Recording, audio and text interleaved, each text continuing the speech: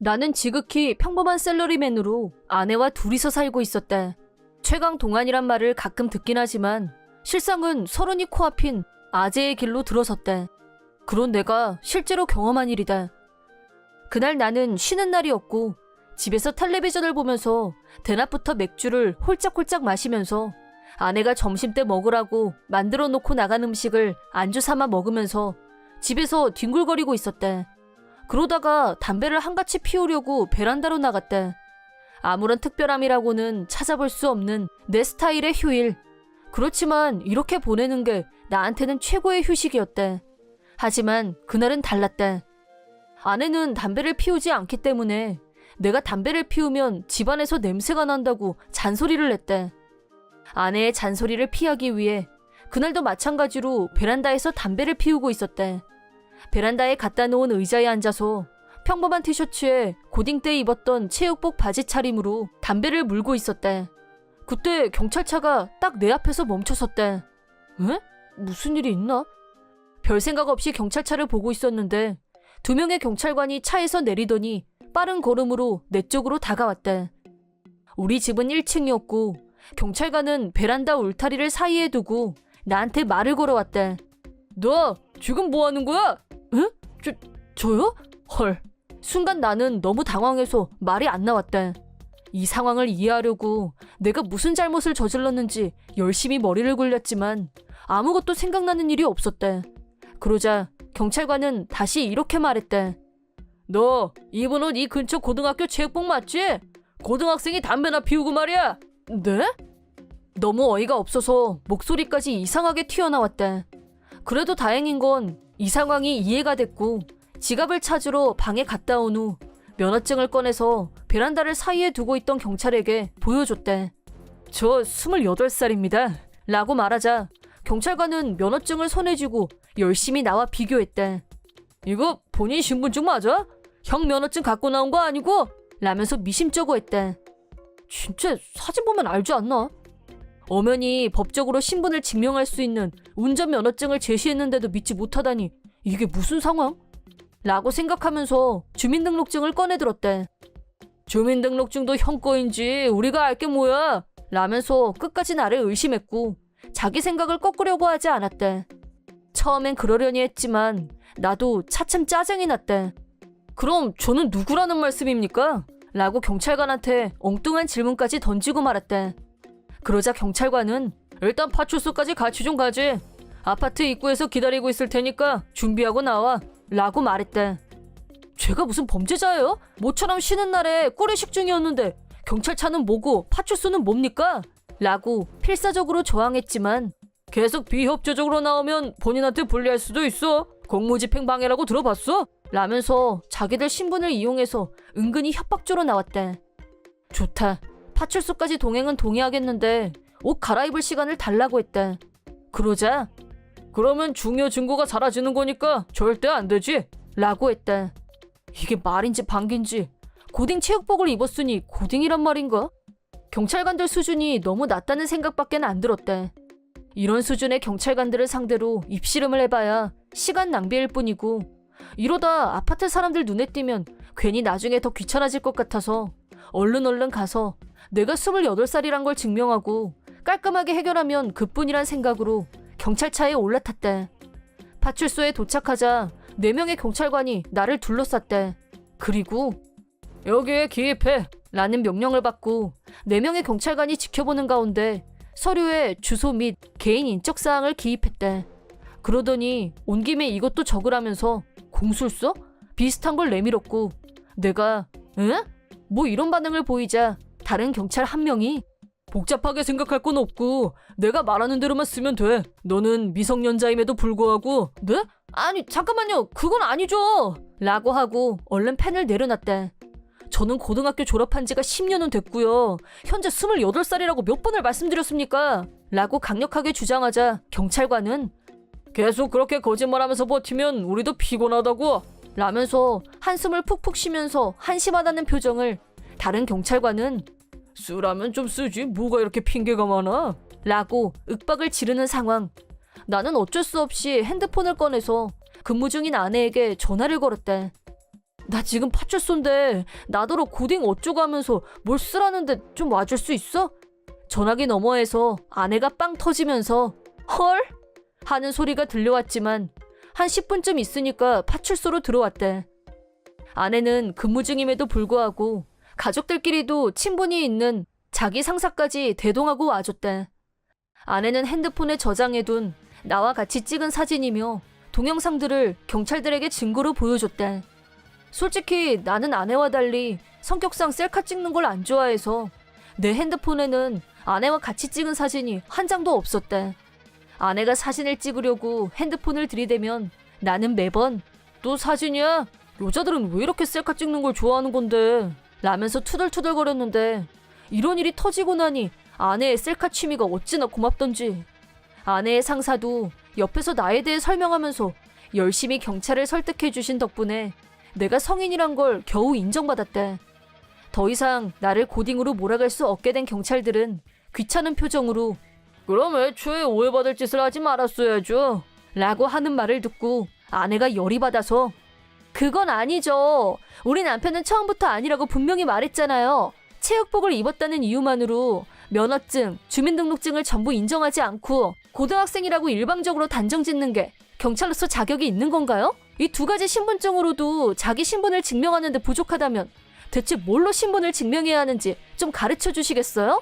라고 큰 소리로 항의했대.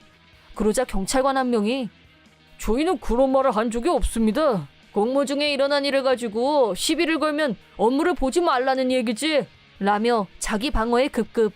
그럼 어느 쪽 주장이 옳은지 좀 더 윗선을 불러서 판정을 내려달라고 하는 건 어떨까요? 나는 신속하게 이 일에 처음부터 개입하지 않은 다른 경찰관 한 명을 붙잡고 상사분을 모셔와달라고 부탁했대. 그러자 그때 마침 경찰서장이 우리 옆을 지나가려고 하는 걸 발견.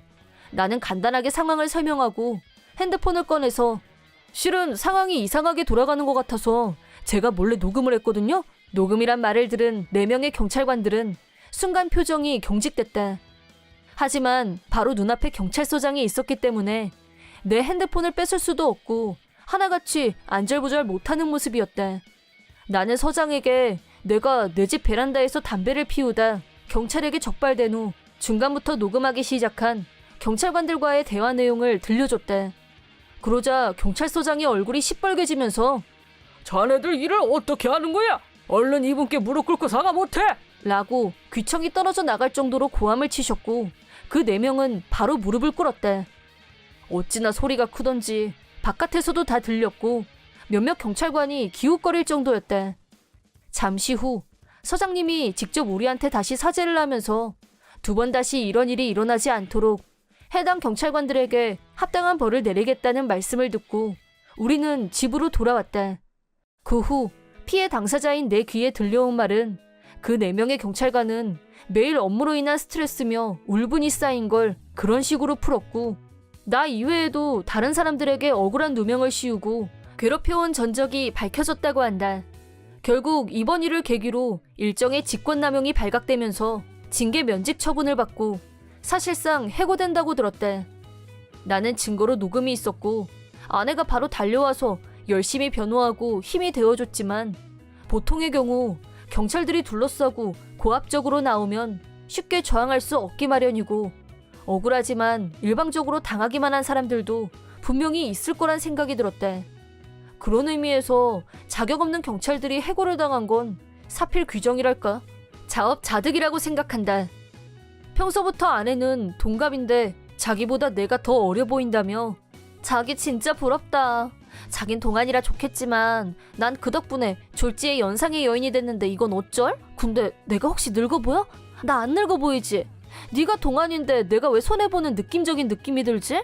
라고 툭하면 불만이었는데 이번에는 웬일로 내가 제 나이로 보여서 얼마나 다행인지. 내가 너였으면 난 녹음할 생각 같은 거 못했을 거고 그랬으면 꼼짝없이 그 경찰들 장난질에 걸려들어서 당했을 거야 라면서 깔깔 웃었대. 솔직히 동안이란 말을 들을 때마다 기분이 나쁘지 않았고 오히려 득보는 기분이었던 게 사실이었는데 장점이라고 여겼던 동안 탓에 경찰서에 연행되다니 생각지도 못했던 일이다. 담배 피우면서 핸드폰으로 게임한 게 다인데. 아무튼 그 덕분에 악질 경찰관들을 정리했으니 잘된 일이라고 생각한다. 난 취미로 어떤 것을 모으고 있는 고등학교 3학년 남자다. 그 컬렉션은 고등학생에겐 부담되는 가격이었고 조심해서 다뤄야 하는 것이라 다 모으기까지 1년이나 걸렸다. 모으는 동안 솔직히 가족들의 반응이 좋지는 않았다. 여동생은 그런 걸 모으는 사람이 있다니 믿을 수 없다며 날 싸늘한 눈빛으로 보곤 했다. 제대로 관리하라며 엄마도 귀따갑게 잔소리를 했다. 물론 그건 나도 잘 알고 있으니까 난 내 방 문단속을 철저하게 했다.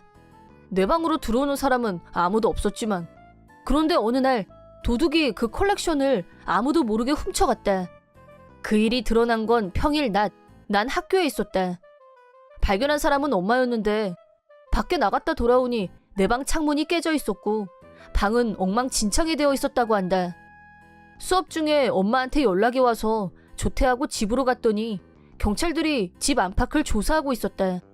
내 방은 진짜로 어지럽혀져 있었고 게임 소프트웨어와 텅 비어버린 저금통 그리고 잠긴 서랍장에 들어있던 컬렉션을 통째로 도둑 맞았다. 미쳐버릴 것 같았다. 학생인 내가 이걸 모은다는 건 정말 어려운 일이었고 시간도 오래 걸렸다. 그런데 그걸 홀라당 훔쳐가고 그것도 모자라서 방까지 엉망으로 만들다니. 솔직히 처음엔 그 상황을 받아들이기가 힘들어서 그냥 멍하니 서 있었다. 그런데 왜 그걸 들고 간 건지 도저히 이해할 수가 없었다. 게임에 관련된 건 중고샵에 팔면 돈이 될 거라고 생각해서 가져갔겠지만 왜 그걸 통째로 가져간 건지 알 수가 없었다.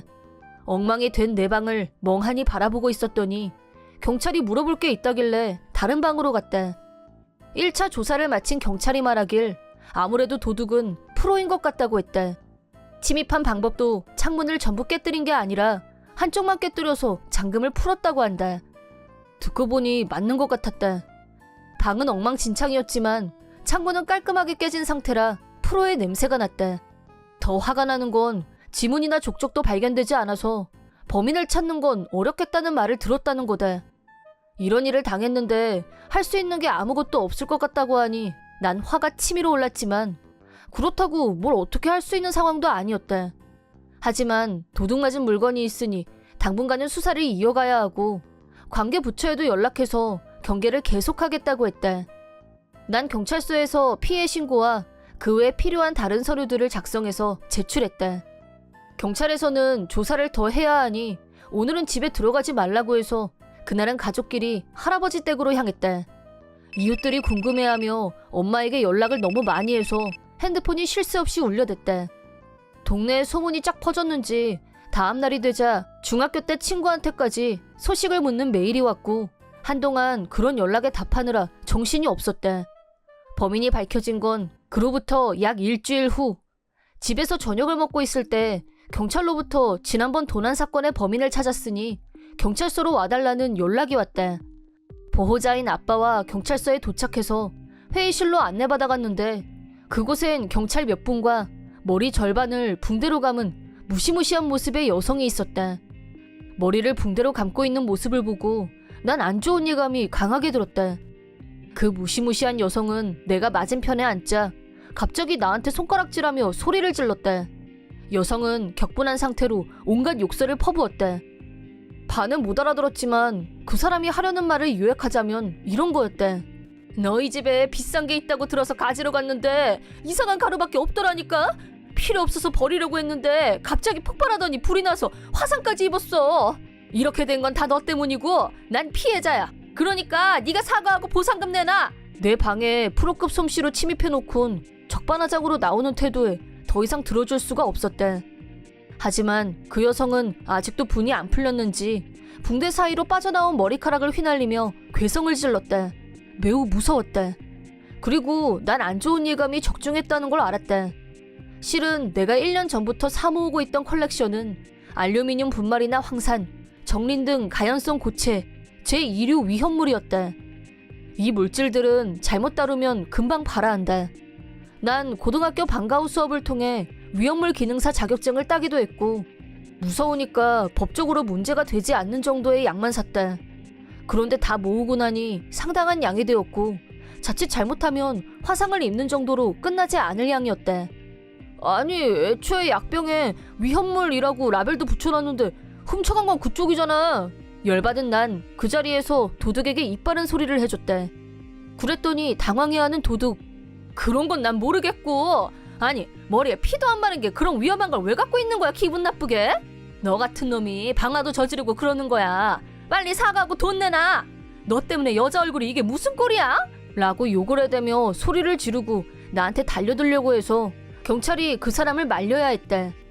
솔직히 무슨 말을 해도 소용이 없을 것 같아서 피해 신고는 철회하지 않겠다는 의사를 경찰에게 전하고 우리는 그만 돌아가겠다고 했대. 경찰은 여성을 진정시킨 뒤 조사를 진행해서 이번 사건의 전말을 다 알아냈다고 한다. 결론부터 말하면 안 들키면 괜찮을 거라는 생각으로 범행을 저질러 왔고 이번 일도 그 연장선에서 저질렀다고 한다. 그리고 경찰도 내 방에 침입한 방법 등을 보면 이건 절대 초범이 아니라고 봤던지 나중에 수사해보니 여자도 몇 건이나 드러났다고 한다. 그리고 도둑의 집을 조사해보니 여자를 증명할 만한 물건도 잔뜩 나왔다고 한다. 게다가 나중에 알게 됐지만 사실 이 여성은 중학교 3학년인 여동생과 같은 학교의 친구의 엄마였다는 게 밝혀졌대. 다행히도 친구는 그때 집에 없어서 화재 피해는 없었다고 했는데 알고 보니 그 친구도 손버릇이 나쁘기로 유명한 아이라고 한다. 동생도 몇 번인가 당한 적이 있다는데 정황상 그 아이가 훔친 게 확실한데도 훔치는 현장을 본 게 아니니 책임을 묻지는 못했던 모양이다. 하지만 반에서는 유명했다고 한다. 증거가 없는 상황에선 선생님도 추궁하기가 쉽지 않았을 테고 까딱하면 오히려 고소당할 수도 있으니 어쩔 수 없었겠지. 내 생각엔 엄마가 그 모양이니 훔치는 기술이라 해야 되나? 그런 것들도 다 가르쳐주지 않았을까 싶다. 도둑의 남편은 다른 지방에서 일을 하느라 사건 당시엔 집에 없었지만 아무래도 집이 반쯤 불에 타버렸으니 급하게 집으로 돌아왔고 사건 얘기를 듣곤 엄청나게 분노했다고 한다. 난 만나지 않았지만 엄마 말로는 우리 집까지 찾아와서 사죄했다고 한다. 그 도둑은 저지른 죄가 많아서 결국 철창 신세를 지게 되었다. 그리고 남편이 이번 사건의 자초지종을 알게 되면서 딸도 엄마랑 비슷하게 남의 물건을 훔치고 했다는 사실까지 드러나서 딸을 전학시키기로 하고 그 도둑과는 이혼하기로 했다. 앞으로 본인이 지켜볼 수 있는 환경에서 엄격하게 감시하면서 살겠지. 이번 사건에서 위험물에 관해서는 난 철저하게 관리했었으니까 처벌은 받지 않았다. 하지만 소방서에서 나오신 분에게 살짝 주의는 받았다. 뭐 잘못한 사람은 따로 있다고 해도 집 절반이 타버릴 정도로 일이 크게 번진 것도 있고 다치기도 했으니까 그만큼 위험한 물건을 가지고 있다는 것만 자각했으면 좋겠다는 뜻이었다. 내가 모은 것 때문에 이런 일이 벌어질 줄은 꿈에도 몰랐지만 여태까지 살면서 가장 놀랐던 일이었다. 그래도 나로 인해 지속적으로 범죄를 저지르던 도둑 하나를 체포할 수 있었다는 건 행운이었다고 생각한다. 우리 외할아버지는 상당한 자산가로 그 덕분에 난 내 나이에 어울리지 않게 거액의 저금이 있었다. 그때그때 다르긴 하지만 연 300만 원 정도 배당금이 나오는 내 명의로 된 주식도 있다. 결혼할 때 남편에게 배당금 얘기는 했지만 저금이나 재산에 관한 건 사실대로 털어놓지 않았고 평범한 회사원이 모았을 법한 금액으로 거짓말했다. 당시에 우리는 장거리 연애 중이었는데 남편이 바라던 대로 결혼과 동시에 퇴사하고 그가 있는 지역으로 이동했고 전업주부가 되었다. 장거리 연애하다가 결혼한 거라서 처음엔 곁에 남편이 있다는 게 너무 좋아서 행복했다. 그런데 지역 이동이 잦은 회사에서 일하는 그에게 시집와서 1년이 지난 뒤 그가 갑자기 언제까지 일도 안 하고 게으르게 있을 거야? 라는 말을 냈다. 네가 하라 그래서 지금 전업주부 하는 거잖아. 라고 가볍게 반박했지만 속은 부글부글 끓었다.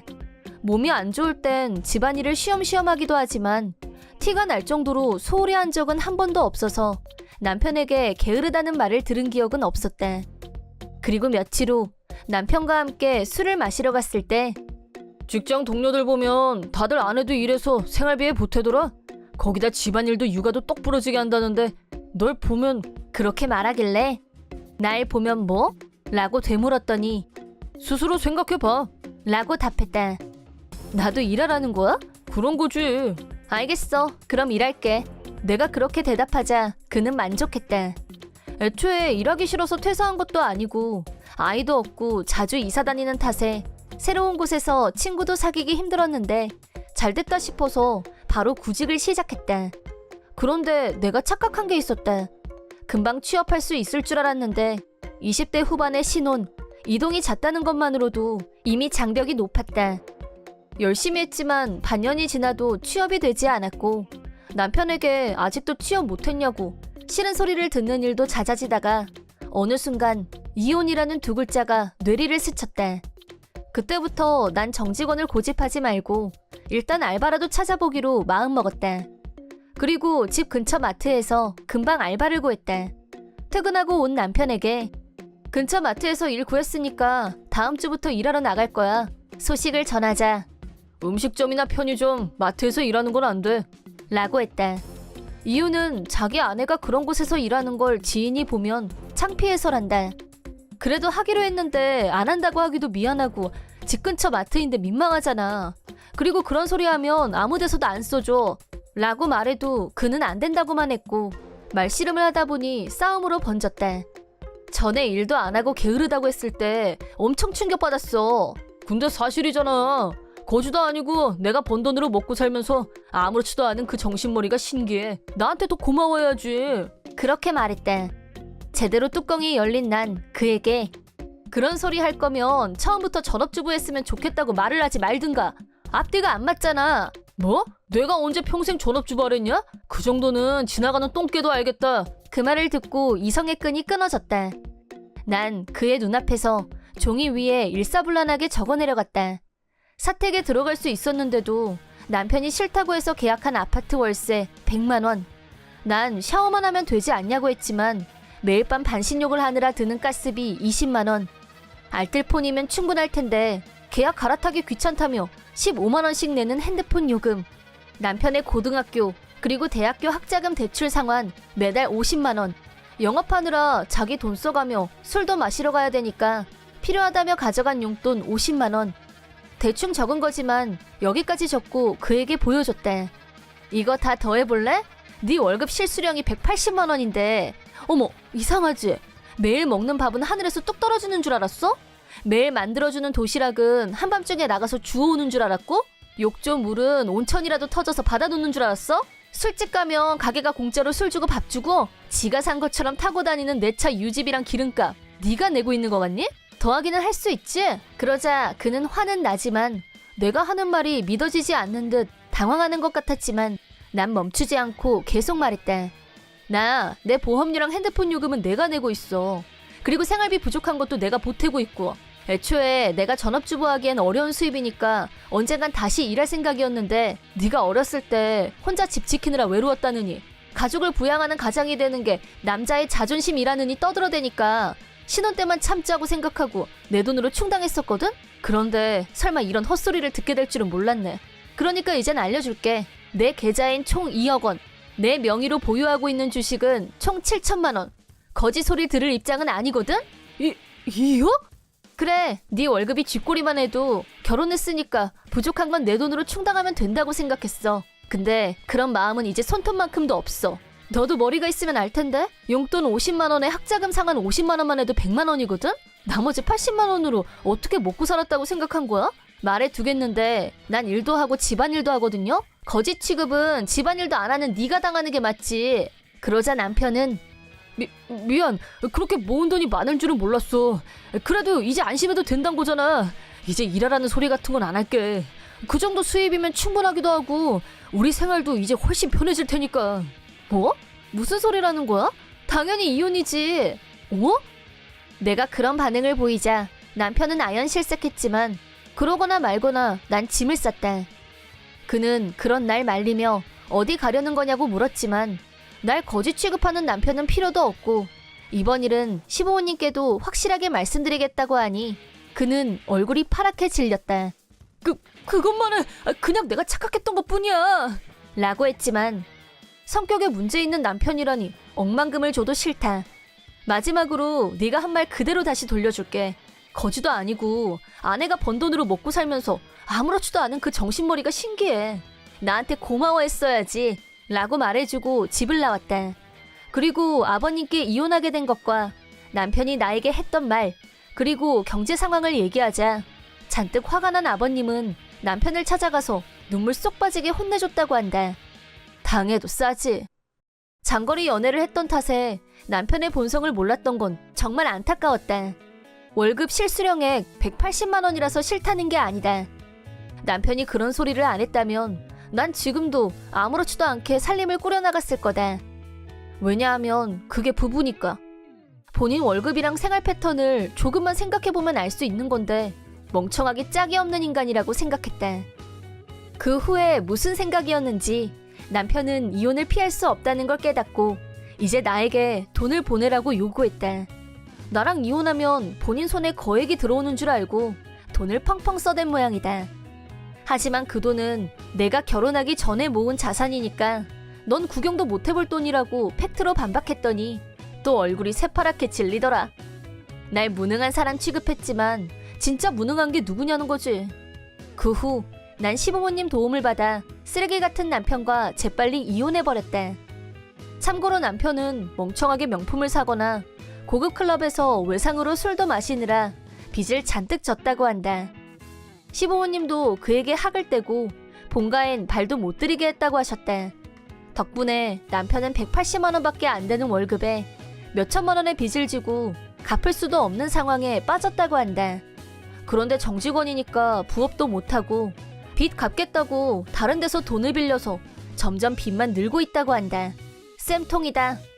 내 이름은 마상철. 아내인 장미인과 둘이 살고 있는 29살 회사원이다. 결혼 3년 차로 아이는 없다. 난 옛날부터 아이를 좋아해서 빨리 아이를 가졌으면 했는데 아내는 아직 낳기 싫다고 고집해서 결국 아이 없이 산 지 3년이 흘렀다. 아내는 전업주부인데 헬스장에 가거나 뭔가를 배우러 다니기도 하면서 알차게 살고 있었다. 결혼할 때 아내가 전업주부를 하고 싶어 했고 난 아내를 행복하게 해주고 싶어서 웬만하면 자유롭게 지낼 수 있게 해주었다. 하지만 솔직히 요즘 아내가 너무 제멋대로인 것 같다는 생각이 들어 불만이다.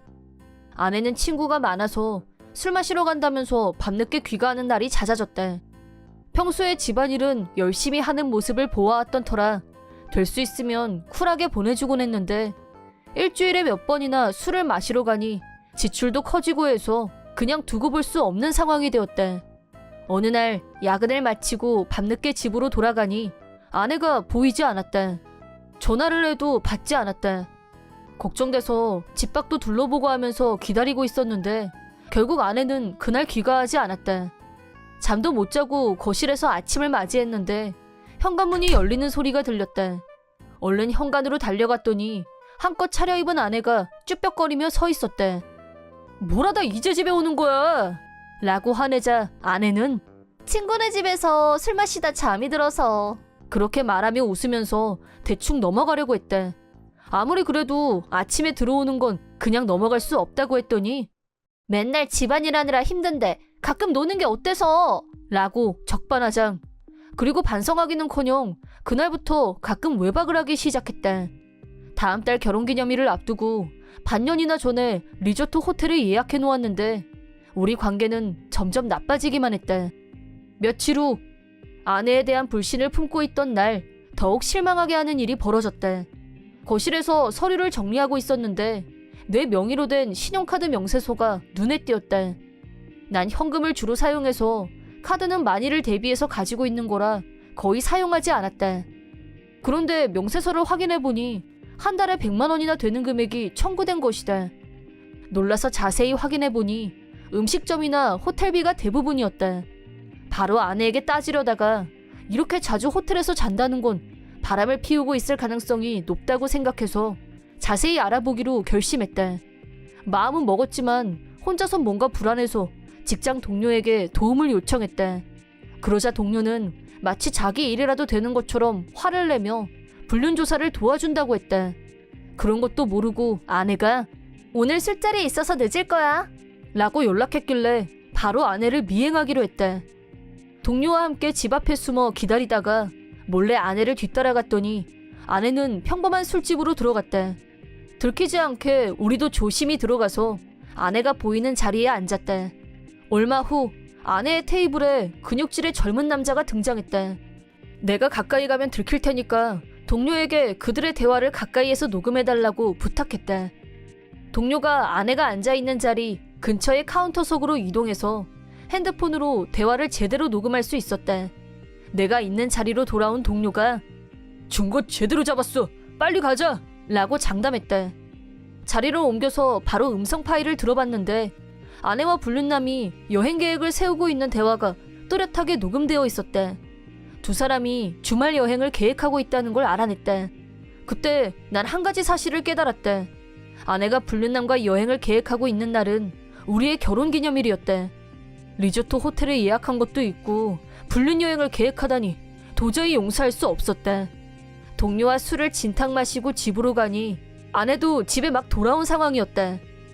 아무 일도 없었다는 듯이 아내는 왔어? 라고 하더니 주말에 친구와 여행을 간다고 했다.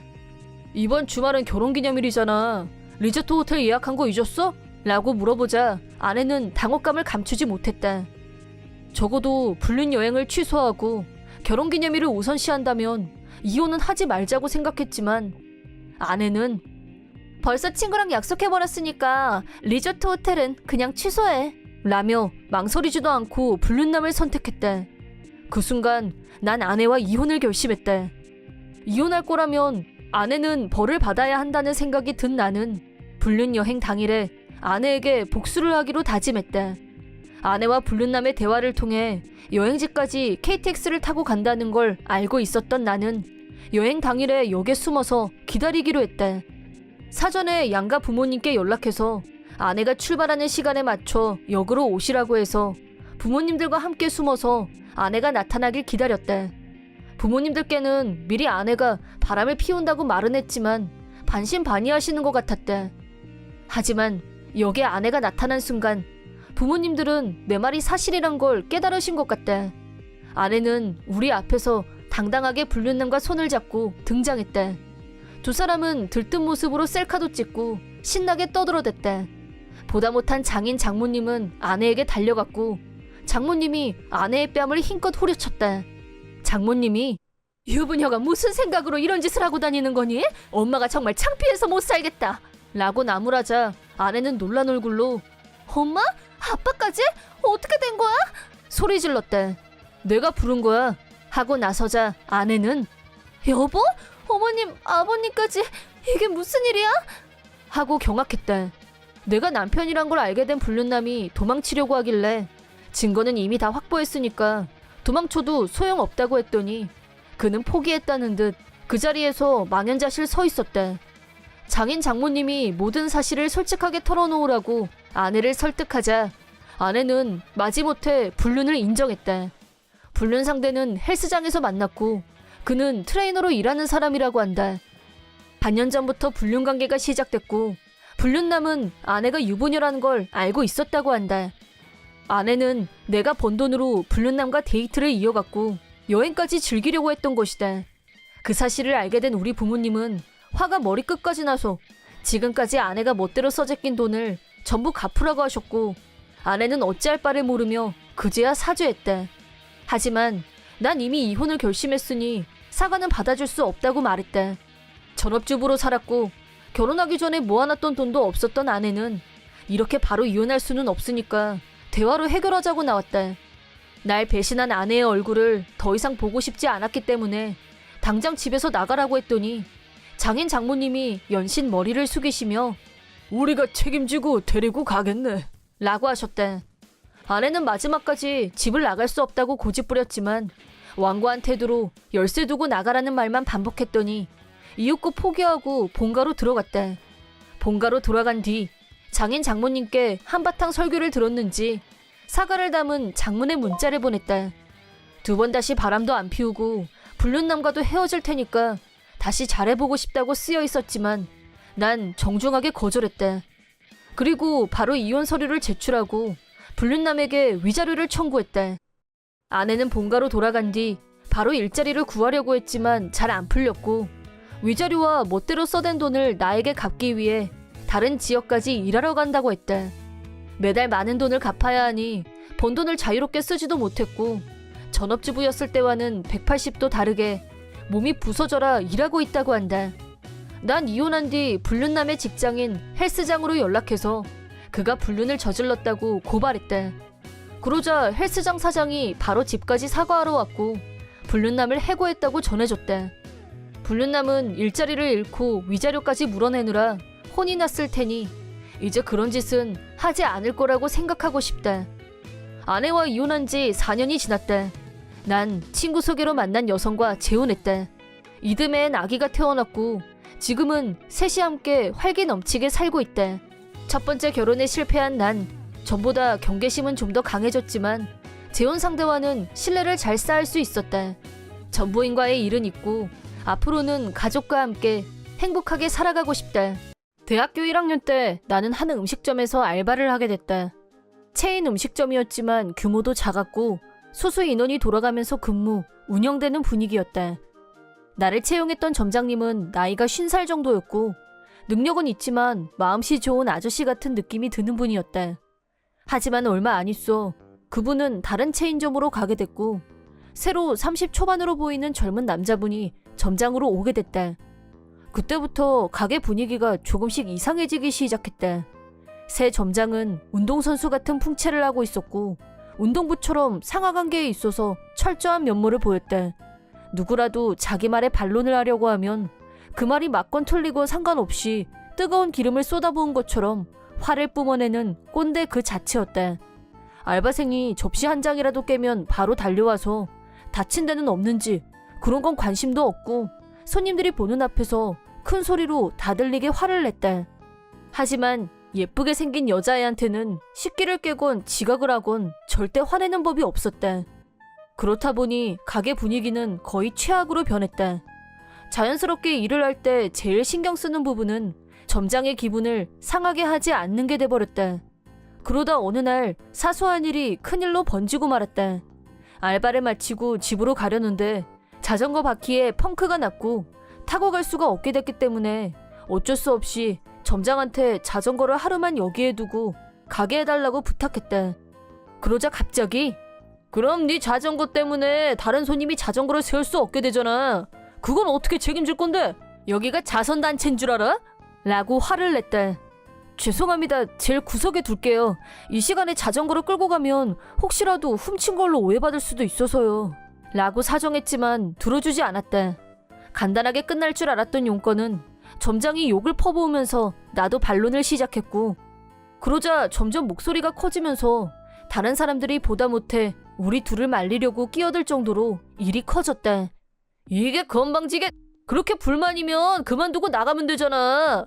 너 같은 거 정도는 얼마든지 대체할 수 있어. 라고 사태가 비화됐다. 혼자서 점점 열이 받아서 막말을 내뱉기 시작한 점장은 결국 자기가 한 발언에 발목을 잡히고 말았는데 이 자식만 문제가 아니야. 방금 말리겠다고 오지랖 부리고 끼어들었던 것들도 다 같이 그만둬. 그 말을 듣고 난 후 나뿐만 아니라 알바생 전원의 뚜껑이 열렸다. 네, 그만둘 겁니다. 당신 같은 사람 밑에서는 일하고 싶지 않습니다. 저도요. 저 같은 애 대신할 사람은 얼마든지 있을 거 아니에요? 저도 찾아보면 이 정도 알바짜리는 얼마든지 있어요. 라고 하면서 한 사람 또 한 사람 알바를 그만두는 사람이 속출했다. 별로 긴 시간은 아니었지만 그동안 신세 많이 졌고요. 다시는 우연이라도 부딪히고 싶지 않네요. 인생 수업 한 번 했다고 생각하겠습니다. 라고 하고 가게에서 나왔다. 그날 알바를 그만둔 사람 중에는 10년이나 일해온 베테랑 알바생도 점장이 예뻐하던 여자애도 포함됐다. 가게 밖으로 나온 후 점장이 예뻐하던 애한테 왜 너까지 그만두냐고 묻자 알고 보니 점장은 그 여자애한테 성추행 비슷하게 데이트를 하자고 치근덕거리고 있었고 그 여자의 입장에서는 징그러워서 더는 못 참겠다는 게 이유였다. 결국 그 점장은 모두가 싫어하는 존재였다는 걸 알게 됐다.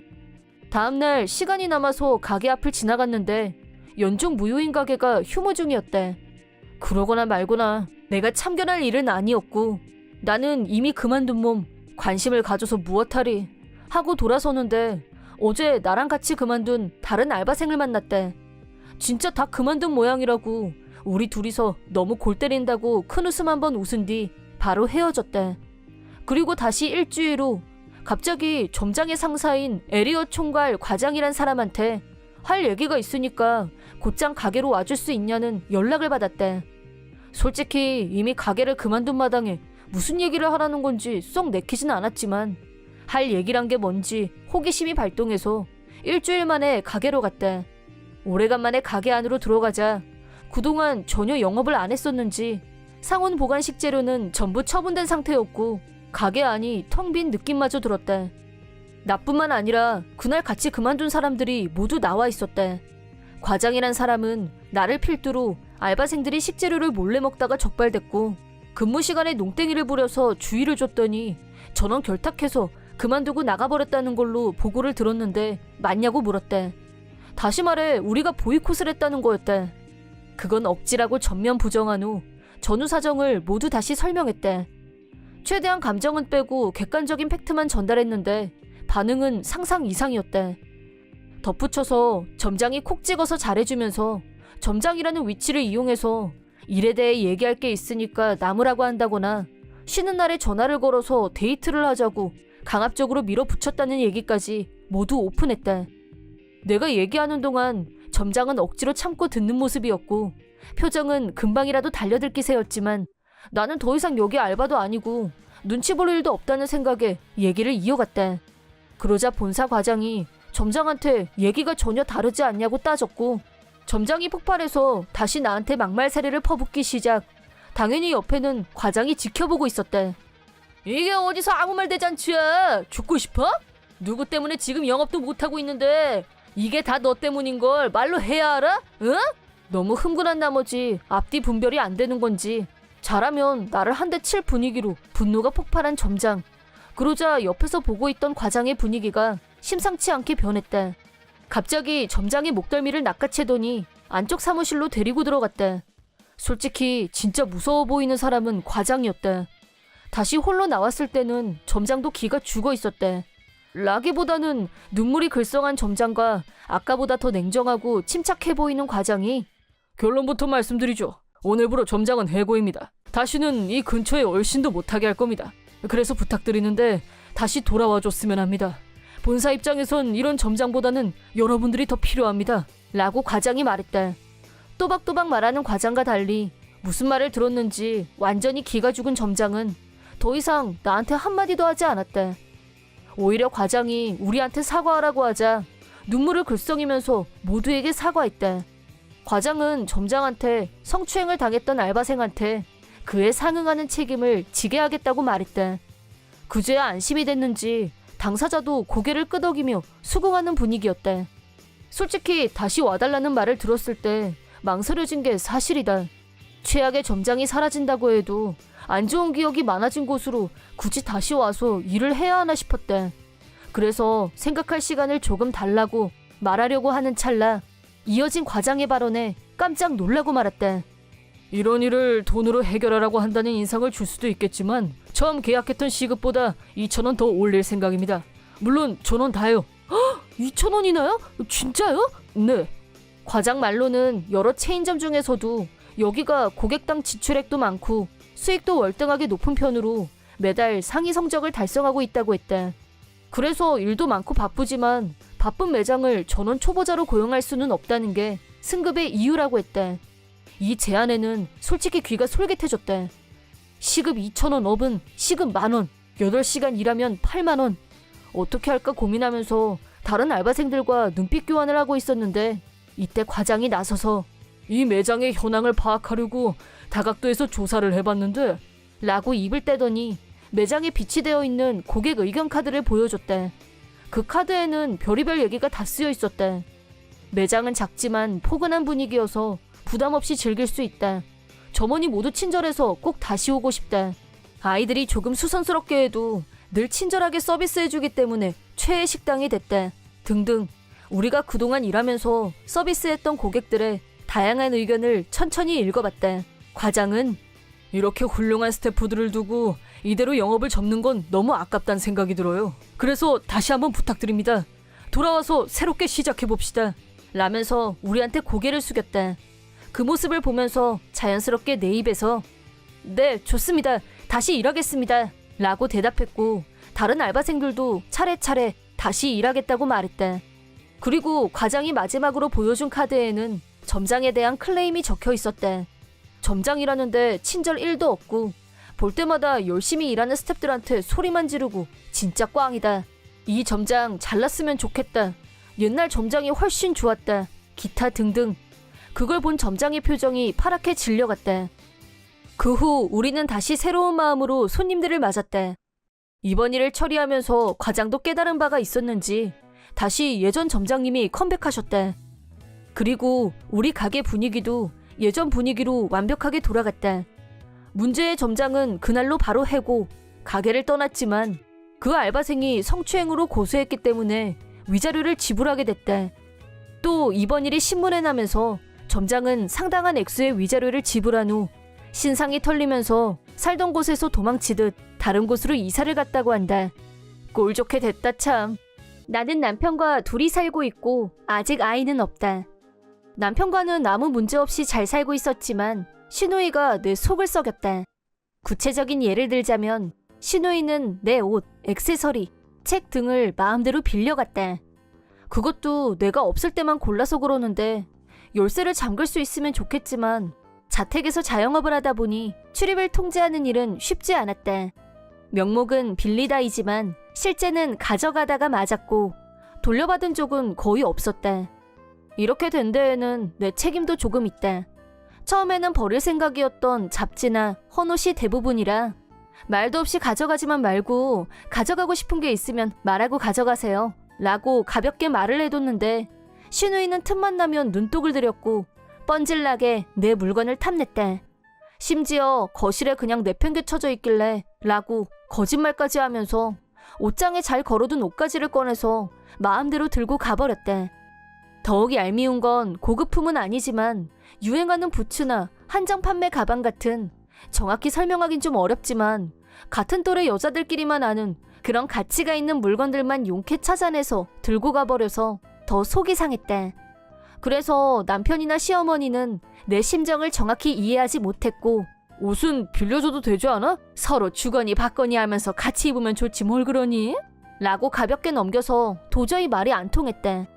얼마 전에는 나도 아직 한 번도 안 입어본 원피스를 신우이가 들고 나와서 오빠 이거 새언니가 아직 한 번도 안 입은 것 같긴 한데 오늘 내 패션 콘셉트에 딱 맞거든? 오늘 나 입어도 돼? 라고 뜬금없이 남편한테 허락을 구했고 남편은 또 그럼 그렇게 하던가 입지도 않고 계속 걸어만 두는 것보다야 옷도 세상에 나와서 돌아다녀야 더 좋지 않겠어? 그렇게 해 가져가 라고 두 남매가 남의 옷을 두고 주거니 받거니 만담을 하는 걸 보고 있자니 마침내 신우이한테 폭발했다. 딱 제자리에 돌려놔? 왜 하지 말라는데 계속 또 계속 줄기차게 함부로 손을 대는 건데? 지금까지 조용조용한 모습만 보아온 신우이는 제법 놀란 것 같았다. 하지만 미안해요. 근데 달라는 것도 아니고 빌리는 건데? 오빠. 죽어도 포기 안 함. 남편도 덩달아. 그래 좋은 게 좋은 거지. 서로 빌려주면서 사이좋게 응? 끝내 신우이 편을 듬. 1도 도움이 안 되는 남편에 대해 반포기 상태에 들어갔지만 그래도 한 번은 꼭 짚고 넘어가야 된다고 결심한 나는 서로 빌려주면서 사이좋게?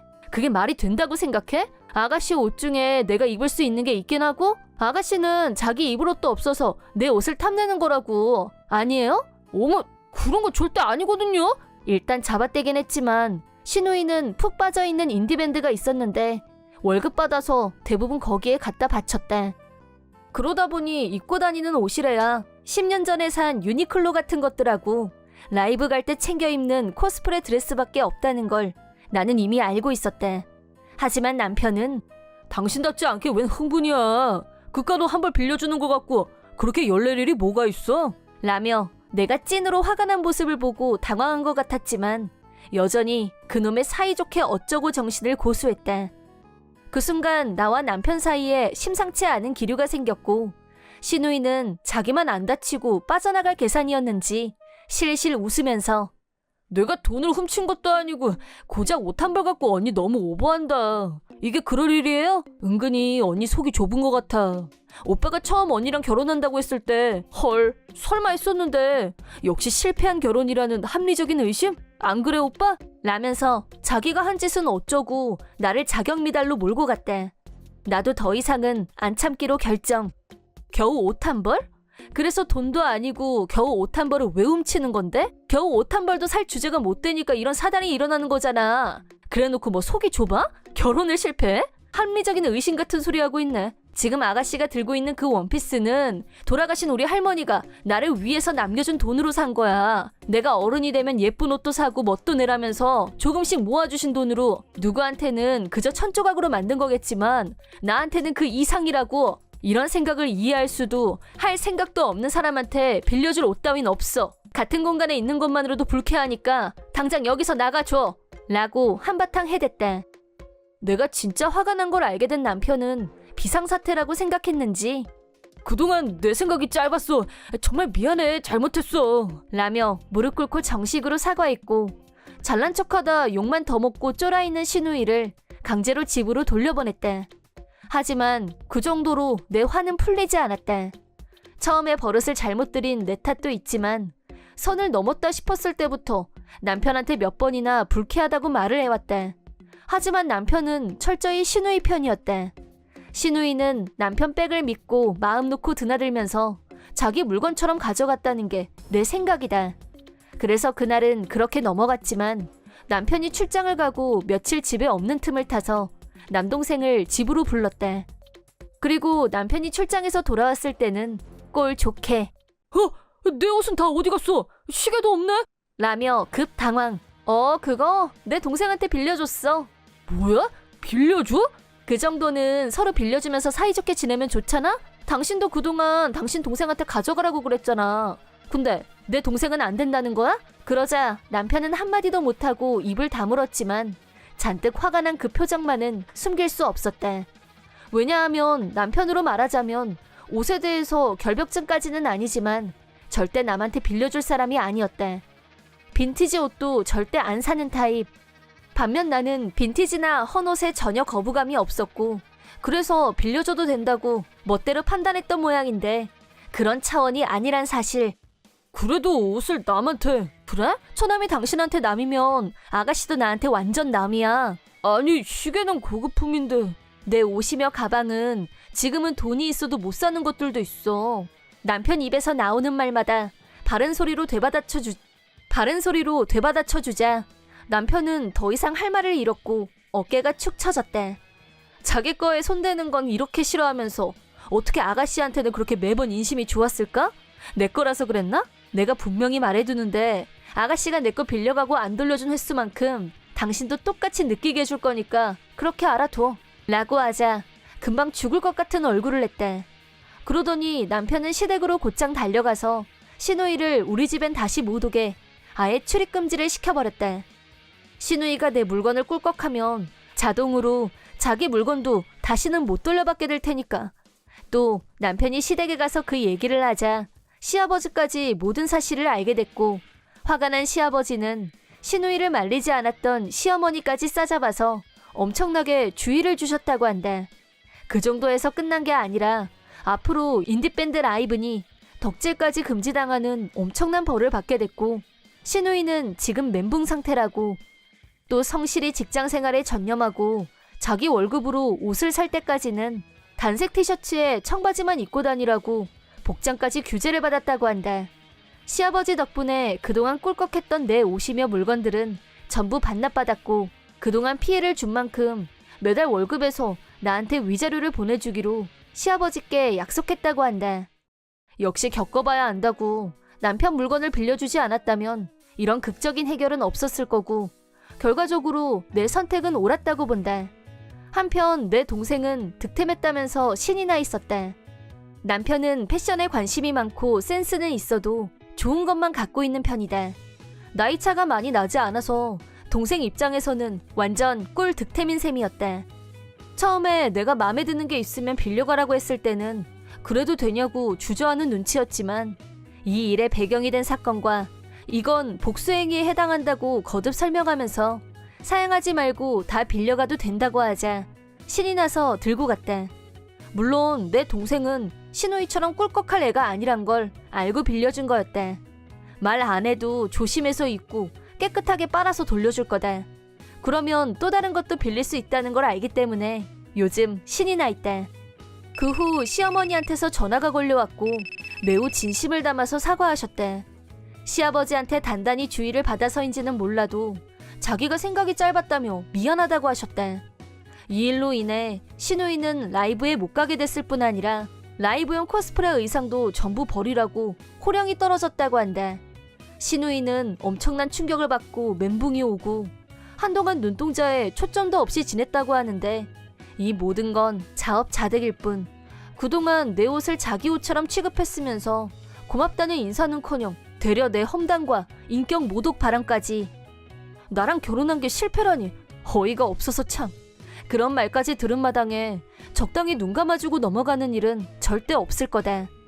좋아하는 라이브에 못 가게 됐지만 당분간 나한테 위자료를 보내야 하기 때문에 월급을 받아도 여유는 없을 테고 더구나 시아버지가 복장까지 규제를 했기 때문에 그 옷차림으로 외출하기도 그렇고 습관적으로 늘 자기 편이었던 남편을 떠올렸을 테고 도와달라고 연락이 왔다는데 남편도 태도가 싹 달라져서 신우이를 완전 손절했다고 한다. 너도 한번 당해볼지어다. 내 이름은 남이라 영업일을 하는 27살. 남편 왕고집과는 대학교 때부터 사귀던 사이로 2년 전에 결혼해서 맞벌이로 생계를 꾸리고 있다.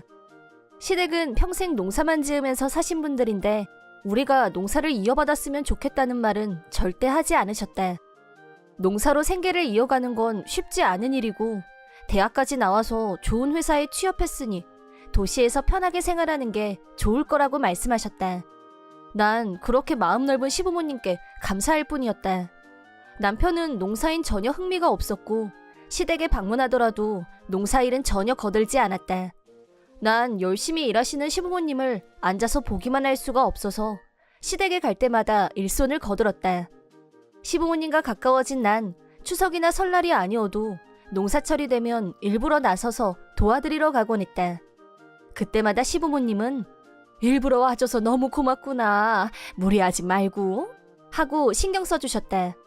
지난번에 일 도와드리러 왔을 때 어머님이 말씀하시길 젊었을 적 당신의 시어머니에게 늘 구박만 당했었다고 한다. 농사일 안 물려받을 거면 이혼하고 썩 꺼져! 라는 말을 끊임없이 들었단다. 그러다 보니 나에겐 그렇게 하고 싶지 않으셨다고 한다. 그래서 당신 아들에겐 농사일을 물려받지 않아도 괜찮다고 하는 거라고 하셨다. 아버님도 그 의견을 존중하시는 것 같았고 농사일은 당신들 세대에서 끝날 거라고 결정하셨다고 들었다. 그런 시부모님께 감사하며 난 내일에도 소홀하지 않고 최선을 다했다. 그렇게 노력한 덕분인지 어느 날 상사가 날 부르더니 내가 승진하게 됐다고 했다. 내 노력이 인정받았다는 사실에 너무 기뻐서 집에 가자마자 바로 남편에게 소식을 전했다. 그러자 남편은 좋겠네 하고 뭔가 영혼 없는 반응을 보였다. 그 태도가 어딘지 마음에 걸렸지만 그냥 기분이 좀 안 좋았던 거라고 생각하기로 했다. 일이 바빠지면서 시댁에 자주 찾아뵙지 못하다가 어느새 추석이 되었다. 오랜만에 시댁에 가니 무슨 영문인지 시부모님은 나에게 농사일을 가르쳐 주시겠다며 만반의 준비를 하고 계셨다. 원래는 무리하지 않아도 괜찮아 라고 말씀해 주시는 어머님이 이날은 가르칠 게 많으니까 오늘은 정신 차리고 열심히 해야 돼 라고 하셨다. 이상하다고 생각하면서도 일단 시키시는 대로 다 했는데 해가 다 지도록 그 힘든 일을 쉴 틈 없이 가르치셨다. 평소엔 절대 나서지 않던 남편도 무슨 조화인지 이날은 같이 일을 도왔다. 아무리 생각해도 이상했던 난 저녁 식사 때 큰맘 먹고 물어보기로 했다. 시부모님 앞에서 남편에게 오늘은 일을 다 도와주고 별일이네? 라고 말하자 남편은 농부 아들인데 당연한 거 아니야? 하고 쏘아붙였다.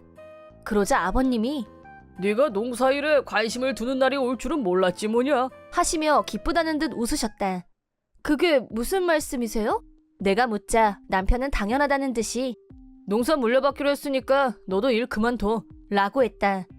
그 말에 놀란 내가 그런 말 한 적 없잖아. 나 일 그만둘 생각 없어 라고 하자 아버님은 너 아내 허락도 없이 네 멋대로 농사 물려받겠다고 한 거냐? 하시며 당황하시는 듯했다. 어머님은 난 당연히 며느라기도 다 이해하고 받아들인 줄 알고 그래서 무리하게 해가 다 지도록 일손을 돕게 했다며 연신 미안하다고 하셨다. 그리고 나와 시부모님의 분노는 남편을 향했다. 왜 네 멋대로 한 거냐고 따지자 남편은 당연히 우리 부모님을 위해서 그런 거지.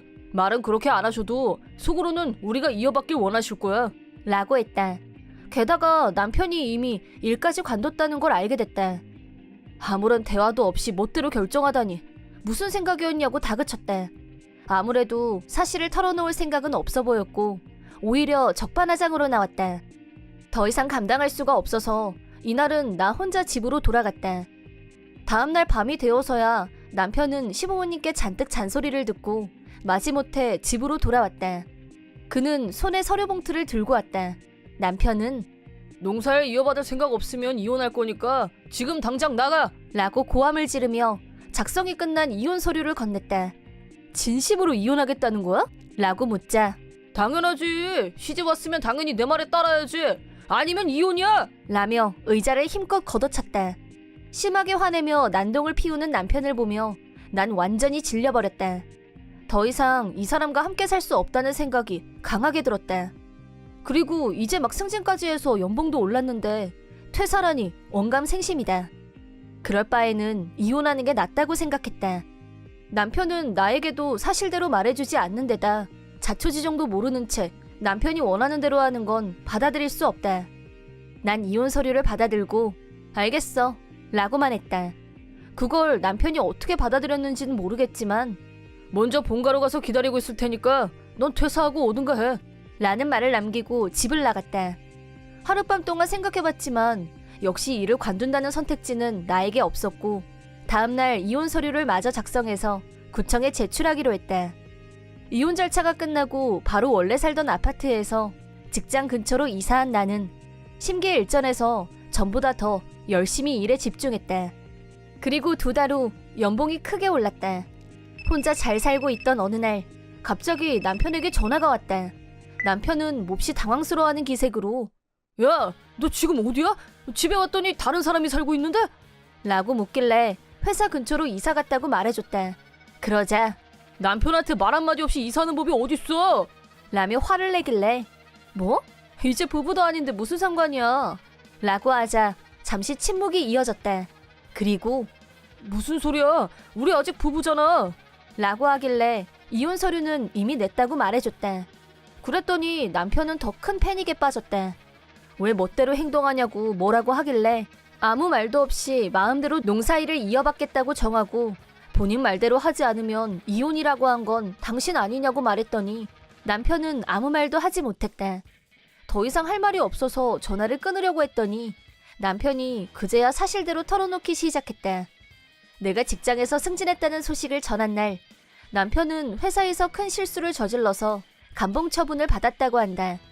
풀이 팍 죽어 있었는데 내가 기뻐하면서 승진 얘기를 하는 모습을 보고 자존심이 상해서 나만 승승장구하는 꼴을 보느니 일을 그만두게 하고 농사일을 물려받는 게 낫겠다고 생각했다나?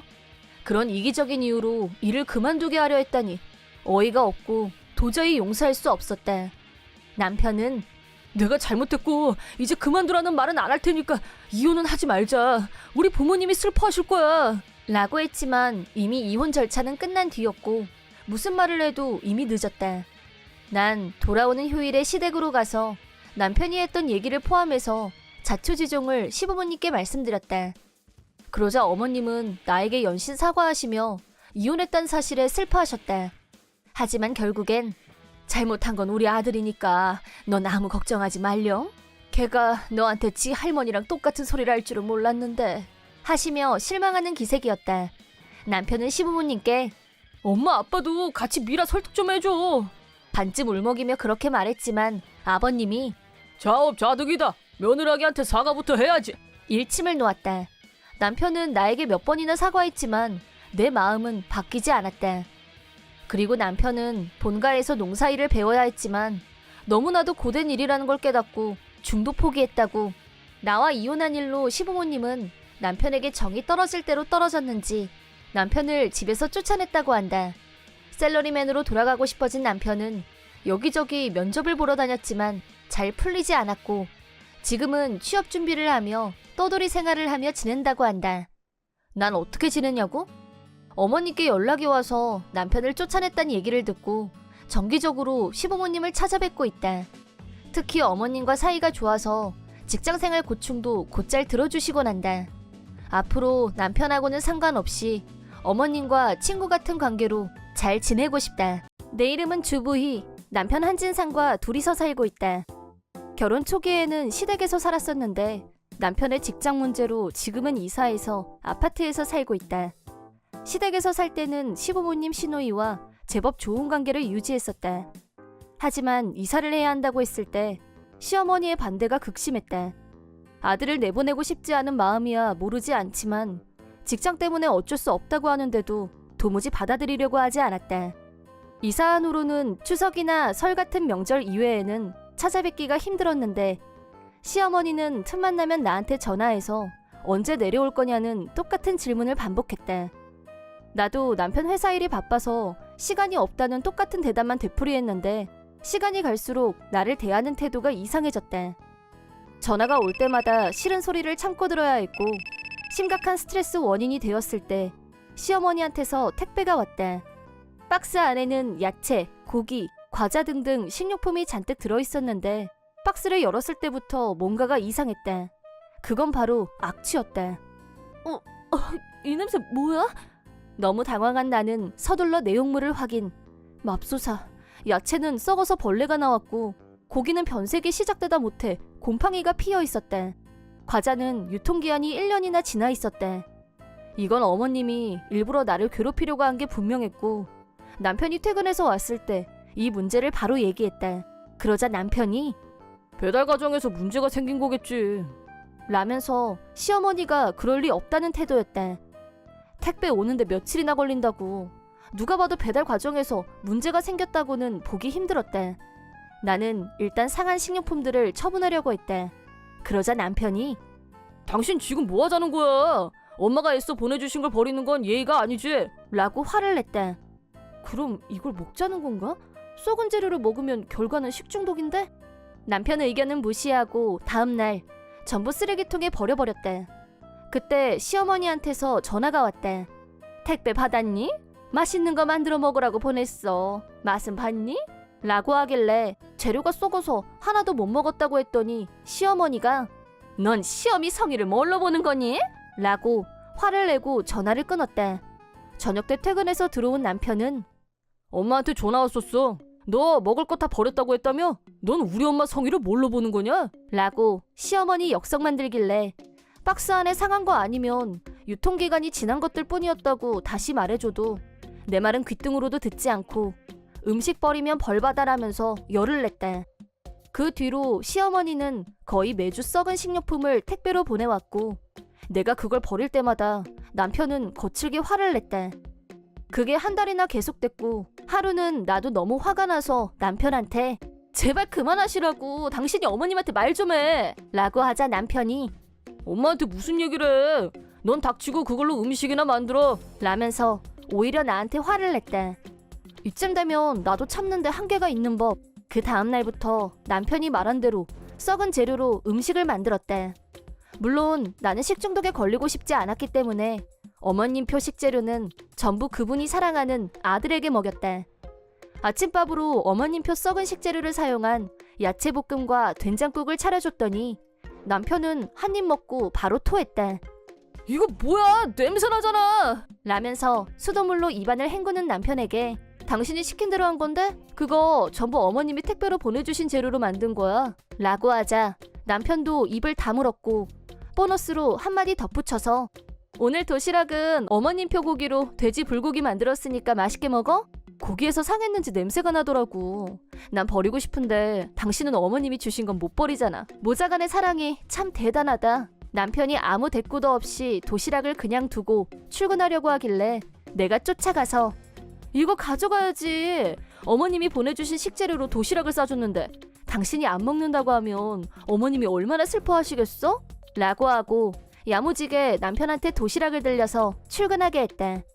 그런데 그날 저녁 남편한테서 병원으로 자기를 데리러 오라는 연락이 왔대. 어떻게 된 일이냐고 묻자 회사에서 일하다가 심한 복통으로 병원에 실려갔다고 했대. 내 머릿속에는 썩고 냄새나고 변색한 고기 덩어리가 떠올랐대. 그걸 진짜 먹을 거라고는 생각지 못했던 일이라 진심으로 경악했대. 병원에 도착하자 남편은 헬쑥해진 얼굴로 병실 침대에 누워 있었대.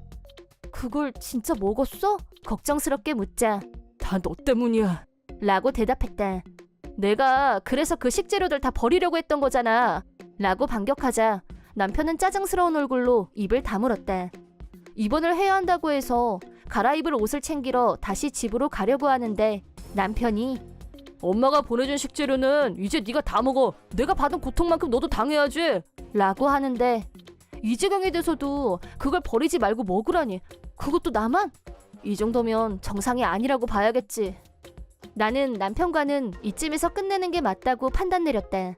집에 가자 또 시어머니한테서 택배가 와 있었대. 일단 버리기 전에 시아버지와 시누이한테 연락을 했대. 남편이 현재 입원 중이란 사실과 이혼할 생각이란 말을 전했대. 내일이 휴일인 것도 있고 사안이 사안인지라 아침 일찍 두 분이 기차를 타고 올라왔대. 갑자기 이혼이라니? 나를 보자마자 질문 공세를 시작. 다 같이 살 때는 아무 문제 없었는데 갑자기 왜 이렇게 됐는지 당황한 것 같았대. 나는 대답 대신 시어머니 표 식재료를 보여드렸대. 심한 악취를 풍기는 식료품을 보고 두 사람은 코를 막았대. 이런 식료품을 시어머니가 매주 꼬박꼬박 보내주신다는 것과 남편이 이걸 못 버리게 하는 건 물론 앞으론 나더러 다 먹으라고 했다고 하자 두 사람은 어이없다는 얼굴로 머리를 감쌌대. 그때 남편이 퇴원해서 집으로 돌아왔대. 남편은 집에 오자마자 넌 남편이 퇴원하는데 병원에 코빼기도 안 비추냐? 라고 흥분. 그때 옆에 있던 시아버지가 그딴 건 둘째치고 너 얼른 부인한테 사과부터 해! 라고 부르령을. 남편은 시아버지와 시누이를 보더니 깜놀. 두 사람의 욕은 어떻게? 놀란 남편에게 시누이가 너랑 엄마랑 둘이 왜 세트로 부인을 괴롭히는 건데? 어이 상실 진짜. 너같이 멍청한 애는 동생이라고 하고 싶지도 않다. 버럭 화를 내자 남편은 괴롭히긴 난 그런 적 없어 라고 은근슬쩍 회피하려 했는데 시아버지와 시누이가 그냥 못 넘어간다고 하자 마지못해서 나한테 사과했대. 이어서 시아버지가 시어머니한테 전화를 걸었고 시어머니는 그게 썩었어? 난 몰랐지 라고 모르는 척했지만 식재료가 이 상태인데 몰랐다는 게 말이 되냐며 시아버지와 시누이가 버럭 호통을 치자 시어머니는 그제야 자기가 일부러 그랬다는 걸 인정했대. 우리가 이사를 나간 것도 그렇고 보고 싶은 아들이 집에 안 오는 게 화가 나서 모든 분풀이를 나한테 했다고 시인했대. 시어머니도 전화로 미안하다고 했지만 나는 이혼할 생각이라는 말만 하고 전화를 끊었대. 남편은 이런 일로 이혼이라니 결혼이 장난이야? 라면서 이혼을 거부했는데 옆에 서 있던 시누이가 너 같은 진상은 남편 자격도 없고 부위가 너무 아까워 라고 내 편을 들어줬고 그 덕분에 남편과 이혼할 수 있었대. 시아버지 역시 나한테 너무 미안하다면서 남편과 시어머니에게 위자료 명목으로 내가 이사하는데 필요한 비용과 취직 자리가 정해질 때까지 생활비를 지원하라고 지시하셨대. 덕분에 이혼 후 자립할 때까지 생활비 걱정은 하지 않아도 됐대. 무사히 취직을 하고 어느 정도 안정이 됐을 때 시누이한테서 연락이 왔대. 시누이 말로는 시어머니의 악질적인 면을 알게 된 시아버지는 크게 충격을 받았고 이혼을 결심한 후 시어머니를 집에서 내보냈다고 한다. 시누이 역시 남편과 시어머니한테 너무 정이 떨어져서 상대하고 싶지도 않고 앞으로 안 보고 살지도 모르겠다고 했대. 이혼 후 남편이 나한테 몇 번이나 자기랑 시아버지, 시누이가 다시 예전처럼 지낼 수 있게 도와달라고 사정을 했지만 나는 이제 너와는 그 어떤 일로도 연락하고 싶지 않다고 냉정하게 거절하자 그 뒤로는 아무 연락도 오지 않는다. 나는 이혼하고 직장에 다시 다니고 그러다 얼마 후 같은 직장에서 좋은 사람을 알게 됐고 연인 사이로 발전했다. 지금은 새 남친과 함께 남편과 같이 있을 때와는 비교도 안 되게 유의미하고 즐거운 나날을 보내고 있다. 반면 전 남편은 이혼을 계기로 정신적으로 약해진 건 물론 회사에서도 실수를 연발하면서 회사에서 안 좋은 소리도 많이 듣고 출세할 기회가 없어지자 자포자기 심정이 되어 사표를 내버렸다고 한다. 지금은 원래 살던 아파트에서 나와서 시어머니가 혼자 살고 있는 아파트로 이사를 냈고 알바를 하면서 연금으로 살고 있는 시어머니한테 전적으로 의지해서 둘이서 살고 있다고 한다. 아들 바보였던 시어머니는 이혼한 후에도 시아버지한테 재결합하자는 내용의 장문의 편지를 수시로 보내고 있다고 하는데 이 모든 불상사가 다 자업자득 아닌가? 제발 그 사실을 깨닫고 나한테 했던 일을 반성했으면 하는 바람이다. 내 이름은 주방이, 남편 한진상과 유치원생 지훈이까지 세 식구에 나는 전업주부이다. 나는 원래 남자처럼 털털한 성격이고 요리는 맛으로 승부를 보는 것이지 겉보기에 예쁘게 꾸미는 거엔 취미가 없었다. 색깔 맞춰서 알록달록 이런 건 저세상 얘기. 하지만 영양소를 골고루 챙기자는 주의로 가족을 위해 매일 열심히 요리하는 사람이다. 그런 나와 정반대 타입인 시어머니는 알록달록 화사하니 눈호강도 하고 막까지 잡는 최고의 요리사였다. 시댁은 우리 집에서 가까운 편이어서 시어머니는 음식을 자주 갖다 주시는 편이다. 시어머니표 반찬은 정말 맛있었고 언제나 대환영이었다. 하지만 남편은 시어머니 반찬을 먹을 때마다 나한테 짜증을 내기 시작했는데 역시 우리 엄마 음식은 최고야. 당신도 먹지만 말고 좀 배워. 먹을 때마다 한마디씩 하니까 짜증이 막. 틀린 말은 아니라 뭐라고 말도 못하고 스트레스만 쌓여갔다. 그러던 어느 날 시아버지 환갑잔치를 위해 친척들까지 전부 시댁에서 모이기로 했다. 시어머니 혼자서 음식을 하는 건 아무래도 힘들 것 같아서 평소에 자신 있는 메뉴인 집에서 닭튀김을 만들어서 가져가기로 했다. 시댁에 도착하자 벌써 식탁에는 맛있어 보이는 음식들이 가득 놓여 있었다. 이미 와 계신 친척 어른들은 모두 역시 음식 솜씨는 최고야 라면서 모두 칭찬 일색이었다. 그때 내가 만든 닭튀김을 꺼내자 시어머니는 아유 뭘 이런 걸 다 맛있어 보이네 수고했다 라면서 활짝 웃으셨다.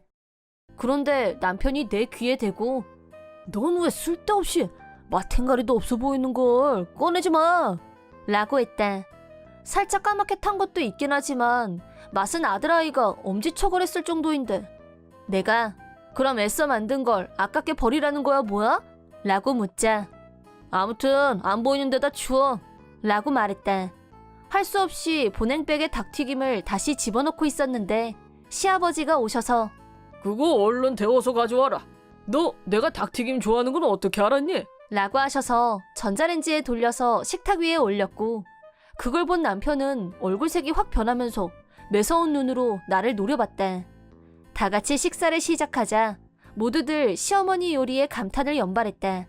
하지만 시부모님들은 제일 먼저 내가 만든 닭튀김으로 젓가락을 가져갔고 너무 맛있다. 이거 우리 방이가 직접 만든 거예요. 라면서 모두에게도 먹어보라고 권했다. 그러자 친척분들도 한 입씩 드시더니 이거 진짜 맛있네 라면서 칭찬해 주셨다. 옆에서 듣고 있던 남편이 됐어요. 볼품도 없는 걸 빈말까지 하면서 드실 거 없어요. 라고 퉁명스럽게 말하자 일순 분위기가 냉랭해지면서 모두들 남편을 한심한 눈으로 쳐다봤다. 환갑을 축하하기 위해 모인 자리에 찬물을 끼얹고 싶지 않았던 나는 분위기를 만회하려고 죄송해요. 제가 원래 요리를 예쁘게 만드는 재주가 좀 없어서요. 라고 웃으면서 넘겼다.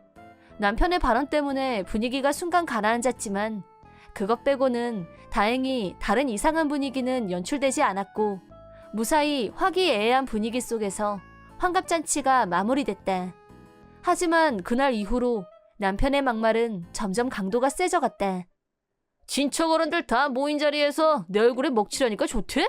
라면서 자기 눈에 차지 않았다는 이유로 닭튀김을 계속 물고 늘어졌다. 그리고 그 다음 주말이 되자 남편이 너 이제 우리 엄마한테 요리 배워 라고 하면서 다시 시댁에 가자고 했다. 시댁에 도착하자마자 남편은 시어머니한테 엄마 얘한테 요리 좀 제대로 가르쳐줘. 얘는 맨날 타다만 요리밖에 못해. 식욕이 안 생겨 라고 했다. 그러자 시어머니는 남편한테 타다만 요리라니? 그게 뭐 어쨌단 건데? 그럼 네가 해. 네가 안 할 거면 불평하지 말고 먹고. 라고 야단을 치셨다. 하지만 남편은 시어머니의 말뜻을 이해 못하는 것 같았다. 그렇게 감싸고 돌 필요 없어요. 라고 대답을. 내가 어머님 저 오늘 좀 잘 가르쳐주세요. 라고 하자 기분을 푸셨고 원포인트 레슨을 시작하셨다. 점심 식사로 파에리아를 만들자 남편은 격하게 좋아했다. 이거야 이거. 레시피 마스터했어? 메모해뒀어. 그래봐야 네가 만들면 모양새가 안 날 게 뻔해. 엄마 그러지 말고 우리랑 같이 사는 거 어때요? 남편의 뜬금없는 발언에 나도 모르게 그만 에? 하고 반응을 하고 말았다. 동거라니 지금까지 지나가는 말로도 한 적이 없는데 자다가 봉창도 유분수지. 그런 중대 사안은 시어머니한테 돌직구할 게 아니라 나한테 먼저 말하는 게 상식 아닌가? 시부모님을 존경하곤 있었지만 동거는 별개의 문제고 그걸 원했던 적은 없었다. 그리고 그건 시부모님들도 같은 마음이었던 것 같다. 혼자서 앞서가는 남편을 향해 시어머니가 동거? 갑자기? 라고 하자 남편이 그야 매일 엄마 집밥이 먹고 싶으니까 그렇지. 그리고 엄마도 매일 그 많은 집안일을 혼자서 하긴 힘들지 않아? 동거하면 방이한테 다 시키면 되는데 뭐가 걱정이야. 라고 했다. 그러자 계속 듣고만 계시던 시아버지가 갑자기 오늘은 여기서 자고 내일 가라. 라고 하셨다. 집이 가까워서 시댁에서 자는 건 오늘이 처음이었다. 대체 시아버지는 무슨 생각으로 자고 가라고 하신 건지 영문을 알 수가 없었다. 하지만 하룻밤 같이 있어 보니 시아버지의 의도가 무엇인지 조금씩 이해가 되기 시작했다. 점심을 먹고 나서 시어머니는 마트에서 장을 보고 요리 준비를 시작. 목욕탕, 화장실, 집안 곳곳을 닦고 문지르셨다. 그러더니 나더러 방이 너는 쉬고 있어. 진상이 너 나 좀 도와야겠다. 라고 하시더니 남편을 계속 부려먹었다. 저녁 무렵이 되자 마당에 널었던 빨래를 걷게 하고 저녁 준비를 시작하셨다. 나도 거들겠다고 했지만 시어머니는 진상이가 거들고 있지 않니? 충분하니까 걱정 마라. 라고 하셨다. 남편은 하루 종일 시어머니가 시키는 대로 집안일을 하더니 밤이 되자 기절하다시피 골아떨어졌다. 다음날 새벽 4시 시어머니가 자고 있는 남편을 마구 깨우면서 아침 식사 준비하자 라고 하셨다. 남편은 지금 새벽 4시야? 나 잠 좀 더 자게 내버려둬. 라고 했지만 잔말 말고 어서 일어나지 못해? 라고 하시면서 남편을 억지로 깨워서 부엌으로 데려가셨다. 나와 아들아이, 시아버지는 6시쯤에 일어났는데 이미 식탁 위에는 근사한 아침 식사가 마련되어 있었다.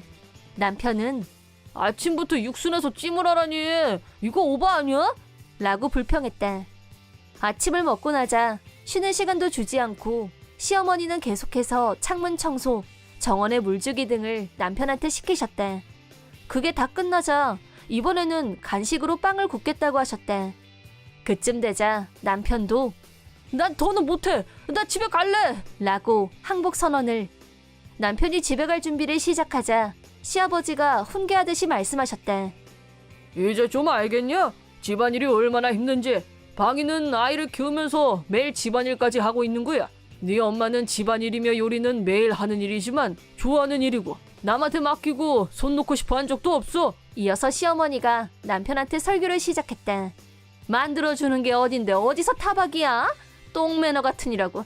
행여 내가 널 그렇게 키운 줄 알까봐 겁난다. 음식 먹으면서 타박하는 인간하고 같이 지내봐야 방이 인생이 행복해지겠니? 너 반성하고 고칠 자신 없으면 그냥 너 혼자 이 집으로 돌아와. 늦었지만 이제라도 네 삐뚤어진 사고방식 철저하게 개조해 줄 테니까. 엄마! 방이야, 지금까지 마음고생 많았지? 미안하게 됐다. 다음에 또 음식 갖고 뭐라고 하면 즉시 연락해. 네, 어머님 그럴게요. 정말 감사합니다. 넌 뭐하니? 방이한테 사과 안 하고. 내가 잘못했어.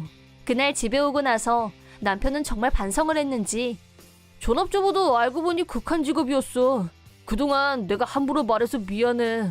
라고 하길래 난 2번은 없어 라고 하고 지난 일은 용서하기로 했다. 남편은 시부모님의 참교육이 효과가 있었는지 그날 이후로 내가 만든 요리를 두고 타박하는 버릇이 없어졌다. 그뿐 아니라 예전에 비해 집안일도 곧잘 거들었고 그에 비례해서 내 스트레스도 줄어들었다. 시댁에서의 1박 2일 동안 집안일을 체험하면서 주부가 하는 일이 얼마나 힘든지 깨달은 모양이다. 나도 변화가 있었는데 시댁에서 자고 온 후로 집안 청소는 더욱 꼼꼼하게 하게 됐다. 물론 시어머니처럼 완벽하게는 아니지만 집안일을 할 때 더욱 성심껏 하려고 노력 중이다. 시부모님은 그 녀석이 또 헛소리하면 우리 집에서 합숙시키면서 가르칠 거니까 언제든 말만 해 라면서 든든한 내 편이 되어주셨다. 지금은 남편도 아들도 내가 만든 요리가 세상에서 제일 맛있다며 폭풍 칭찬을 해줘서 자신감을 갖고 매일 맛있는 요리를 만들기 위해 노력 중이다. 겉보기에는 여전히 모자라고 시어머니처럼 예쁘게 만들지는 못하지만 가족들이 맛있게 먹어주면 일단 그걸로 충분하다고 생각한다. 만약 그때 시부모님이 남편을 참교육하지 않았다면 어쩌면 남편과 이혼했을지도 모른다는 생각이 들 때도 있다. 정말 시부모님들께는 감사한 마음뿐이다. 그때 이후로 가끔씩 시어머니한테 요리를 배우게 됐고 요리 솜씨가 훨씬 좋아진 나는 앞으로도 가족의 행복한 식탁을 위해 열심히 맛있는 요리를 많이 만들어야겠다고 생각하고 있다.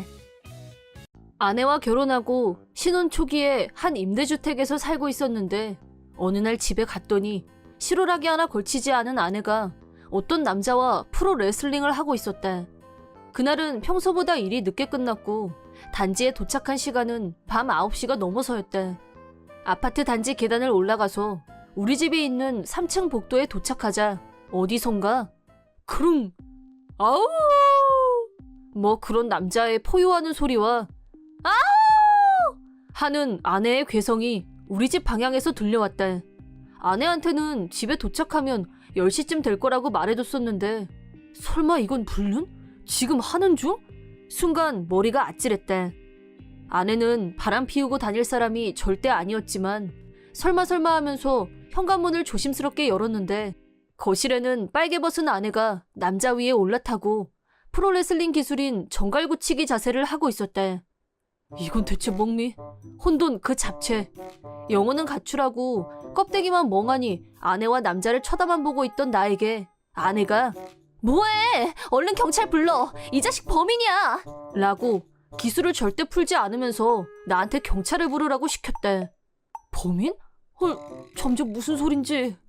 멘붕이 온 나는 머리가 터질 것 같았는데 아내한테 깔려있던 남자가 빨리 나 좀 살려줘! 으아! 라면서 나한테 살려달라고 했대. 아내도 놈도 눈빛이 장난 아니었대. 일단 불륜 현장을 목격한 건 아니라는 느낌적인 느낌이 왔고 경찰에 연락해서 집으로 당장 와달라고 했대. 119에 전화를 걸었더니 제일 먼저 무엇을 도와드릴까요? 라고 질문이 들어왔는데 이 시츄에이션을 어떻게 전달해야 하는지 머리가 돌아가지 않았고 그냥 내 눈에 보이는 대로 아내와 놈의 상황을 묘사했다. 경찰도 당연히 물음표 상태. 이러다간 해결이 안 날 것 같아서 집 주소를 알려주고 아무튼 지금 빨리 좀 와주세요 라고 하자 일단 알겠습니다. 영 석연치 않아 하는 분위기였지만 오겠다는 대답은 들었대. 경찰이 오기 전에 아내한테 옷을 입게 하려고 내가 놈을 붙잡았는데 놈은 마른 체형이긴 했지만 180인 나와 키가 거의 비슷했대. 겨우 150cm인 아내가 정갈구치기 자세로 이놈을 제압하다니 새삼 대단하다 싶었대. 평상시였으면 내 아내의 알몸을 본 놈의 두 눈을 멀게 하고 싶은 격한 심정이었겠지만 너무나 기상천외한 광경을 본 순간 화를 내는 것조차 잊어버리고 말았대. 그래도 옷을 입고 다시 나온 아내에게 당신 저쪽에 가 있어. 위험해. 오지마. 라고 범인한테서 떨어지라고 외칠 정신은 있었대.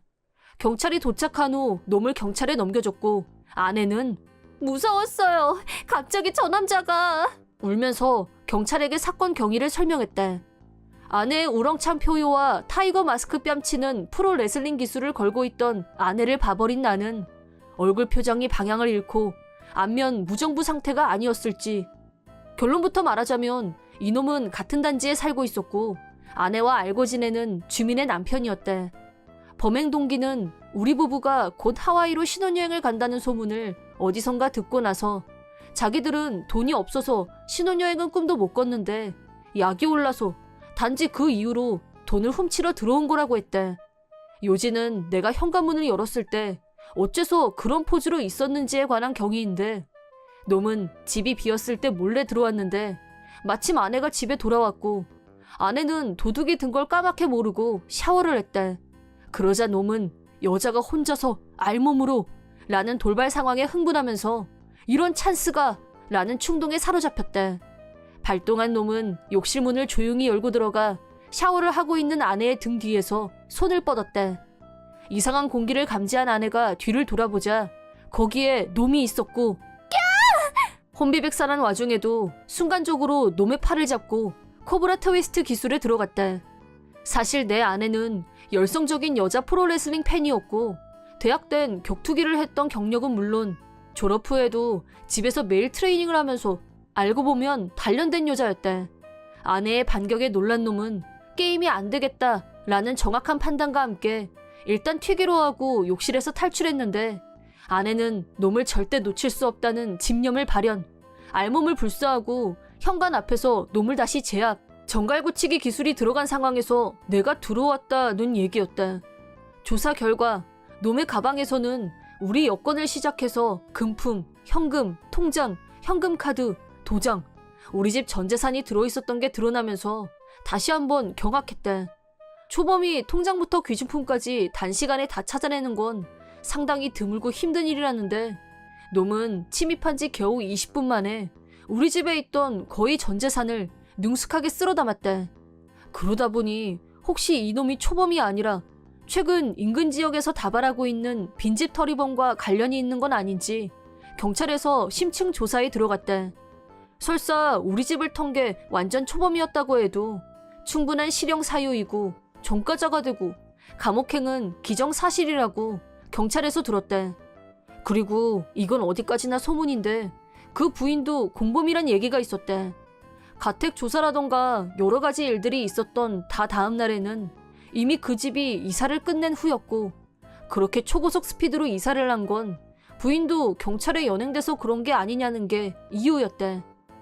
또 부인은 사건이 있었던 날 집 근처에서 다리 골절상을 당해서 엉엉 울고 있던 걸 다른 주민이 보고는 구급차를 불러줬단 말도 있었대. 그 말을 듣는 순간 설마 우리 집 3층 베란다에서 뛰어내리려고 했던 건 아닐까? 하고 찌르륵 감이 왔대. 왜냐면 현관은 이미 알몸전사 아내와 놈이 진을 치고 있었으니까. 와, 그런데 설마 살면서 아내의 프로레슬링 팬심이 긴급 상황에서 쓸모가 있을 줄이야. 솔직히 나는 여자 프로레슬링이 뭐가 재미있는지 공감 제로였기도 했고 결혼까지 했는데 근육은 왜 키우는지 항상 의문이었던 게 사실이다. 그런데 나한텐 의문이었던 일로 인해 아내가 무사할 수 있었다. 만약 내 아내가 그저 평범한 여자였다면 놈을 보고 놀라서 겁을 먹고 저항도 못했을 거라고 본다. 게다가 나는 오늘 일이 늦게 끝났고 천만다행으로 생각보다 조금 일찍 귀가를 해서 망정이지 더 늦었으면 아내가